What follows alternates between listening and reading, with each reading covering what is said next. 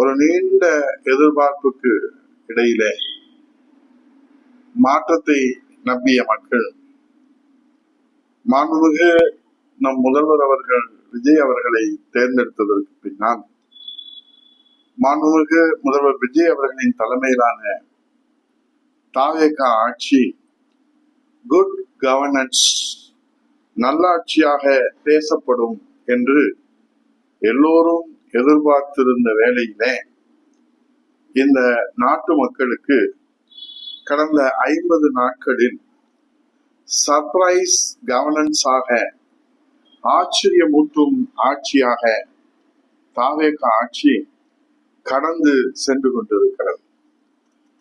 ஏன் இதை இன்றைக்கு விவாதிக்கிறோம் என்றால், மாண்புமிகு நம் முதல்வர் விஜய் அவர்களின் பார்வைக்கு தினந்தோறும் போக வேண்டிய உளவுத்துறை அறிக்கை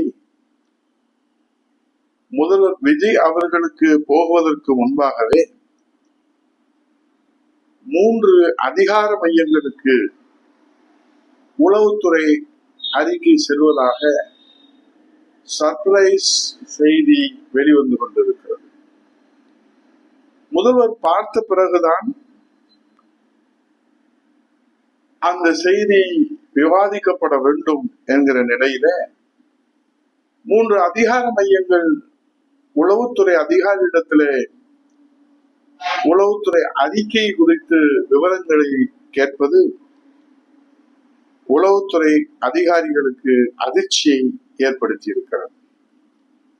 சட்ட ரீதியாக உளவுத்துறை அறிக்கையை முதல்வர் பார்வைக்கு செல்லும் முன்பாக வேறு யாரும் பார்க்க கூடாது. இதுதான் மரபாக கடைபிடிக்கப்படுகிறது.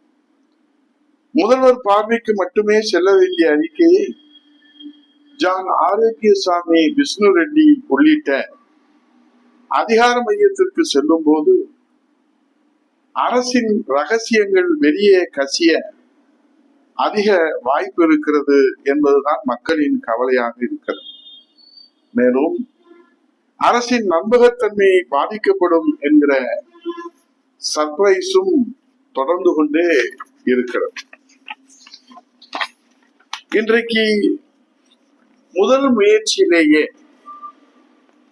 ஆட்சி அதிகாரம் என்று நம்ம முதல்வர் விஜய் அவர்கள் பூரித்து போயிருந்தாலும் பேச வேண்டிய நேரத்தெல்லாம் பேசாமல் மௌனம் காப்பது மக்களுக்கு சர்ப்ரைஸ் தொடர்கிறது.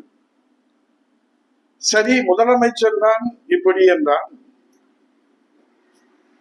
அமைச்சர்கள் அனுபவம் இல்லாதவர்களாக இருந்தாலும் கூட விரைவிலே தங்கள் பண்புகளை வளர்த்துக் கொள்வார்கள் என்று இந்த நாட்டு மக்கள் நம்பினார்கள். ஏன் முதலமைச்சர் விஜய் அவர்களும் நம்பினார்கள். ஆனால் அமைச்சர்கள் தகுதியை வளர்த்துக் கொள்ளாமல் அடாவடியிலே ஈடுபட்டு வருவது மக்களுக்கு கடும் கோபத்தை ஏற்படுத்துவதோடு சர்ப்ரைஸ் கவர்னன்ஸின் சர்ப்ரைஸ் தொடர்ந்து கொண்டே இருக்கிறது. பொது இடத்திலே வெளிப்படையாக போதை பவுடரை பயன்படுத்தியதாக அமைச்சர் கில்லி சரத் அவர் மீதான அந்த நடவடிக்கை சர்ப்ரைஸாக தொடர்கிறது. விருதுநகரை சேர்ந்த பெண் அமைச்சர்கள் மாண்புமிகு கீர்த்தனா, மாண்புமிகு ஜெகதீஸ்வரி அவர்கள் யார் பெரியவர்கள் என்ற ஈகோ உச்சத்திலே இருவரின் நடவடிக்கைகளிலே சர்ப்ரைஸ் தொடர்கிறது. மணல் கும்பலுடன் தொடர்பில் இருக்கும் அமைச்சர் பிரபுவின் நடவடிக்கையை சர்ப்ரைஸ் தொடர்கிறது. குடும்ப உறவு தலையீட்டை அனுமதிக்கும் அமைச்சர்கள் கமலி, ரஞ்சித் குமார், மாண்புமிகு ராஜீவ், மாண்புமிகு விஜய் பாலாஜி, அதோடு பந்தா பேர்வழியிலான மாண்புமிகு ஸ்ரீநாத், மக்கள் சேவையிலே ஆர்வம் இல்லாத மாண்புமிகு குமார் என அமைச்சர்கள் பட்டியல் நீண்டு கொண்டே சொல்லுகிறது. இதோடு மட்டுமல்ல, அப்போது கருத்துக்களை சொல்லி சர்ச்சைகளிலே சிக்கி வருகிற அமைச்சர்களின் நடவடிக்கைகளிலும் சர்ப்ரைஸ் தொடர்கிறது. இதிலெல்லாம் கவனம் செலுத்தி, அக்கறை செலுத்தி, நேரத்தை செலுத்தி தீர்வு காண வேண்டிய நம்ம முதல்வர் விஜய் அவர்கள் புரட்சித் தலைவர் எம்ஜிஆர் துவங்கிய அண்ணா திராவிட முன்னேற்ற கழகத்தை, புரட்சித் தலைவி அம்மா அவர்கள் வளர்த்தெடுத்த அண்ணா திராவிட முன்னேற்ற கழகத்தை சாமானிய தொண்டரான எளியவர், தூயவர், பண்பாளர், கருணை உள்ளம் கொண்டவர் ஐயா எடப்பாடி அவர்கள் கட்டி காத்து வருகிற அனைத்து இந்திய அண்ணா திராவிட முன்னேற்ற கழகத்தை சமயம் பார்த்து அழிப்பதற்கு அதிரடி ஆஃபர்களை அள்ளித்தளித்து அதிக கவனம் செலுத்துகிறாரோ என்ற சர்ப்ரைஸும் தொடர்கிறது. அதே போல இன்றைக்கு அடுத்த கட்சியை அழிப்பதற்கு அக்கறை செலுத்துகிற விஜய் அவர்கள்